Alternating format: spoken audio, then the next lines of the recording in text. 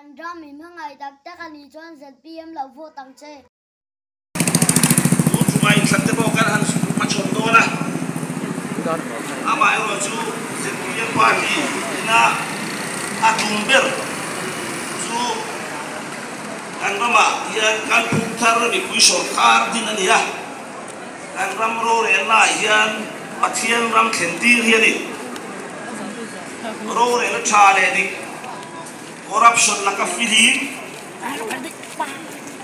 hi ZPM in zona ma hian chu sarkar chu din kan tumani ya corruption lemle na kan ti hian kan ram ti cheber tu ani ya hian ro re la thalo athena chu chuan khotang lu na ti chia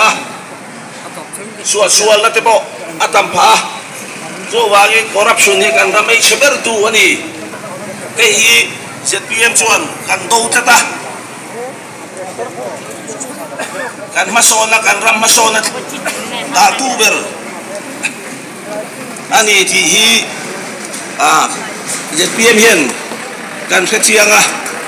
chuwangin ZPM candidate hi ni som hi pali October tha khan kal ta me khan ai zola dor pui mal ti pa posola pathian le mi pui ma in chiam na kan ne ya ZPM party candidate hian kan eru ve do lo ni ti hi kan puang ani kan eru ve do lo ti mai ba ka hian kal phung thar mi pui sarkar lo then nan hian ro re na tha hi a poi bo kan ram ro re na hian pathian ram ro thena pathian du da langa ram ro re na alo kala ro re na tha alo then chuan ram hian ma son na achang do na ni ya chumia chuan poisa te bo ZPM sarkar na chuan apung do kan ti enga tinge kan ti chuan ke ni chuan kan chetrel ve do lo lang tang takin kan budget po hi mi puya aluang chuak nga chumi rualin tu te bo le na chepre lang te kan chief minister hian ati ve do lo kulal duoma IPS ko khanupa ikan chief ministerial candidate ani ya chuwangin ama kai suai na hian ram hi himang ma so rang ti hi ngai dang het tak ngai tu te kan ni ya chuwangin kan ram kai suai na po fel fai takin pathian chi chungin ram ro re la kan kal pui do na nidang te anga tu te mo kai ku tu te poi sakol sakamo kamru la ti vel te den hian kan ram hi suai na hian kan tel tir ve do lo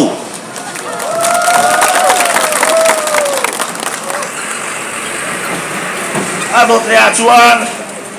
in to del hi ZPM party chuan kan ngai poi mo em ma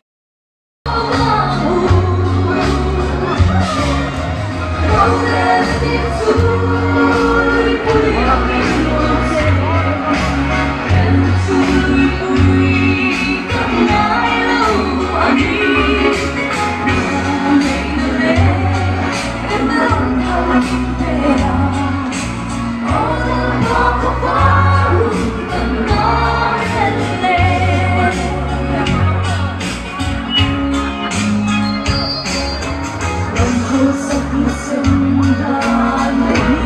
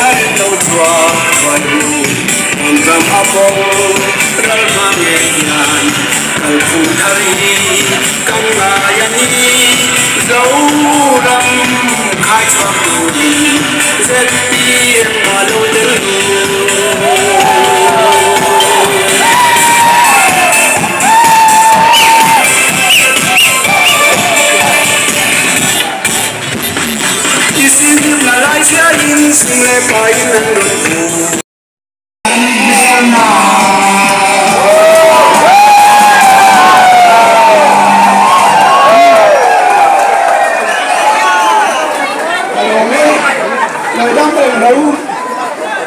Chúng ta tin về con con nha.